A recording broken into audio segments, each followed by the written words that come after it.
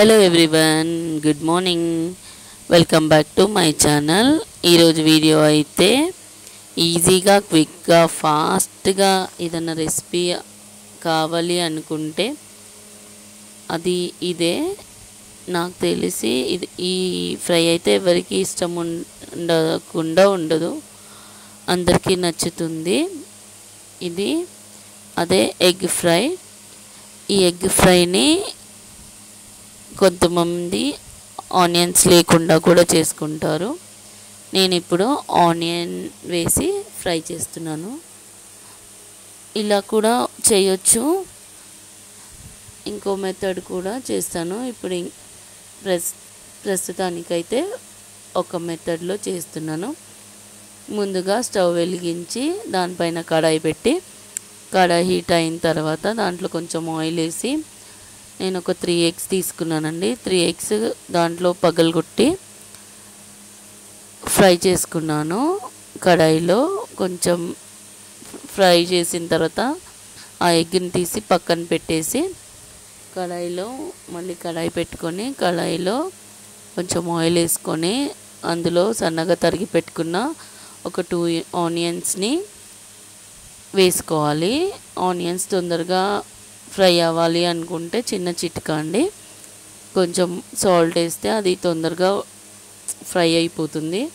Onions మనకి red colour, brown కలర్లో వచ్చే వరకు ఫ్రై చేసుకొని, దాంట్లోనే కొంచెం పసుపు, అల్లం వెల్లుల్లి పేస్ట్ వేసి ఫ్రై చేసుకోండి.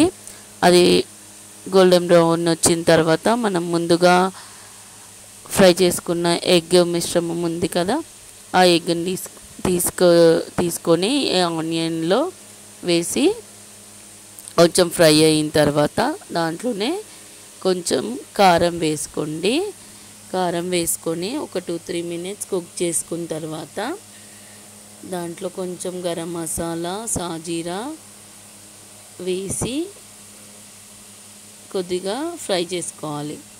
దాని తర్వాత దీంట్లో కొంచెం కొత్తిమీర వేసుకొని ఒక 2-3 minutes కుక్ అయిన తర్వాత దించేసుకుంటే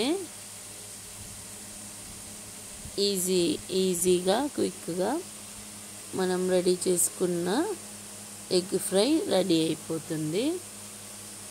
ఎవరైనా చేసుకోవచ్చండి ఈ ఎగ్ ఫ్రై, అంత ఈజీగా ఉంటుంది.